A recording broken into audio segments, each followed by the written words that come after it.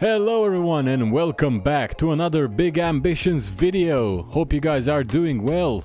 I'm certainly in a good mood because for the last 2 hours or so, which I spent in my testing environment, I've tried to come up with solutions to better optimize our layout. I had this feeling in the back of my head that was nagging at me that this is not how it's supposed to be. Like, the setup is great, we're mass producing burgers and fries, but this is not really ideal. What I'm about to do is I'm gonna spend a lot of time, hopefully for the magic of video editing, you guys will see a nice lovely time lapse. But I'm gonna spend quite a significant amount of time to reduce the amount of rubbish that this setup is. Because at the end of the day, having multiple inputs, having multiple outputs means one thing, which is an increased amount of employees, an increased amount of salaries that we pay, and the profits that we're kind of gaining due to the fact that we're outsourcing raw materials instead of just using import-export companies are spilled back into paying all these factory workers because we're not doing a wonderful job at optimizing the machinery. And that's very important to understand. I'm gonna let the magic of video editing and time-lapsing do its thing so you don't sit through my struggles.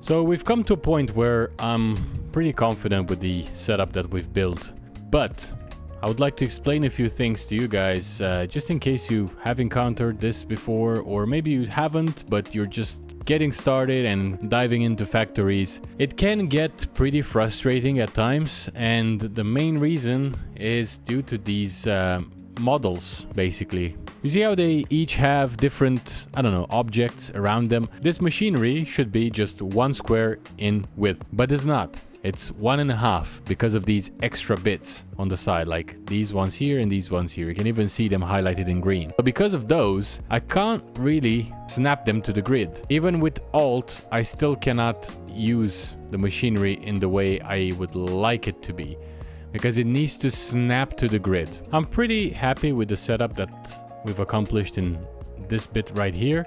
It's gonna be slightly less powerful, but I think in the grand scheme of things, we're gonna cut down on some extra employees that otherwise would have had to be paid for not that much profit in exchange. So what I've done is, like I said before, I've spent quite a significant amount of time trying to understand the mechanics behind making French fries with the factories. And the only two machinery that really exists is the food cutting machine and the automated frying machine. Now, the bottleneck for this setup is not the cutting machine, it's actually the frying machine. The cutting bits happen pretty fast, so you don't really need to worry about that, because the machines that fry the French fries are taking 8 minutes to produce, whilst the food cutting machine only takes 5 minutes to produce. So these are gonna be pumping out of the machine rather fast, and then you're gonna have to spend some time waiting on this to be cooked. So because of this, you don't need that many cutting machines. So we had 1 for each frying machine. That's too much. You can have 1 for up to 4. I found in my testing that that's pretty good and it works quite well. Now, the problem with this setup is that this is not symmetrical, in the sense of it's not 4, it's actually 3 machines. And we're kind of constrained because of the space. So we don't have a lot of options here. If we go with this layout which is like landscape, then we are met with this wonderful issue, which I absolutely despise, and it's so frustrating, which is the half a block issue. That's what I like to call it. Not even the Alt bit can help you here. If I'm holding Alt, then yes, maybe I can like jank it a little bit to kind of like accommodate the quarter space, but it doesn't work the way I want it to work. The reason why the jank kind of happens is because these machines are not symmetrical in their own width. So this one is supposed to be allegedly 1 square wide, but is not. It's more like 1.5 squares wide, as you can see here. And that adds a layer of complexity, which is not something that I really like. I would basically require slightly more space. If I could place this here, then I would have enough space to accommodate 2 more conveyor belts, and that would complete the setup. Unfortunately, it doesn't work like that in this area. So I'm gonna have to flip this around, I think, because if I'm not mistaken, if we just move these bits, let's see, let's put these conveyor belts all the way here. Yeah, if we move this here, I do have the ability to move it over to this side because there's no guardrail. So as long as I can do that, I think we should be good to go. Now, before I shoot myself in the foot, let's see if this truly works or if I'm just being a bit delusional because I want this to be fitting 3 frying machines. So let's do a little bit of creative work here. Now we're gonna move this on the other side. Right, and now let's grab this extra frying machine because we got 3 in total. And let's see if we can make do with what we've got here. Also, another thing that doesn't help are these pillars in the warehouse. They eat into the space. So at times, if your machine it's in the middle like this, you see I cannot put it there. But if I move it further up, I can, because it's not obstructed anymore. So it's all these little quirks that you're constantly having to deal with. Not really great, not really ideal, but you know, it is what it is, so we just have to make do and work with what the game gave us. I'm not sure if the devs spent this much time into troubleshooting and analyzing it, but look at that. We somehow made it happen. So now, as you can see, we had enough space because the pillar is no longer there. I can actually squeeze them nicely one next to the other. And if I were to be so ambitious, could I put another one here? I guess big ambitions has its limitations. So we can fit 3 out of 4 on this side.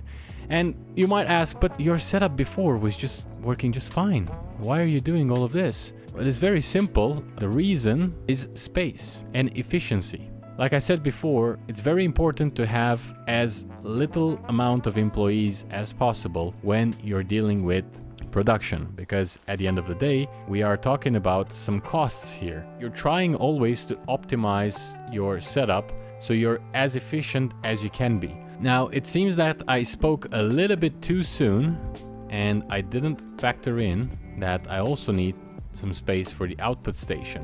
And I got a bit too excited, so this is as far back as I can go. Let's see, can this fit here now? It can. Great. Now the question is, can a worker sit behind it? Seems so. And if they can sit there, another question is, can I go there? Can I reach this area? So right now I'm blocked by these conveyor belts, so let me move them out of the way. But if they weren't there, could I, in theory, stay here? I cannot. And that's a problem. And even though we made these adjustments and it looks cool and everything is fine, my employee, because it's sitting this way, can never get out of this contraption that we've built to put the materials into the storage shelf. If that doesn't work, and it's not working clearly here, then we need to fix it, because otherwise you cannot send out the product that we just made. So let's be creative again. Some critical thinking here, and let's see if we can find a way to swap this around and put it on this side. Now, this works on this side because it's so close to the conveyor belts. This extra crate towards its left has enough space, but as soon as you move it by half a block, it doesn't have space anymore. So that tells me that the placement and everything that we've done here is good. The only thing that doesn't really help it, and the reason why it's not working, is because we're too close to this wall here. So we need to move it further back, and that's fine because we do have space to move it further back. We just need to move things around a bit, and that shouldn't be too difficult. It's just, like I said, I think the word that describes this is frustration. And this frustration happens just in the beginning. If you spend some time to understand the game and understand what is required of you and your limitation, then it becomes a lot easier, I think. But yeah, it's a learning curve. Unfortunately, it's a pretty steep one. You're not gonna have a lot of time to fiddle around with bits if you're struggling with, especially if you're struggling with money. And that's why I said, if you want to do this thing, you need to have a lot of money. And I know I've probably said this like 5 million times by now. It still holds value. If you go in half-cocked into factories, then you're gonna have a pretty bad time. And the only reason behind that is because it's so expensive to do anything. Right, so we have figured out the output bits. Now I can go quickly here behind. My employee will be able to do the same, and that's perfectly fine. We don't have space for a fourth one. If we did want to get this fourth one, I think we should be putting it here. Maybe I can do that right now. Let's see. We've got another frying machine here. Let's put the frying machine here first, because I want to figure out how the input bits are gonna be sent over to the station. So as you saw, maybe you realized this, so I started with the output and now I'm working my way towards the input.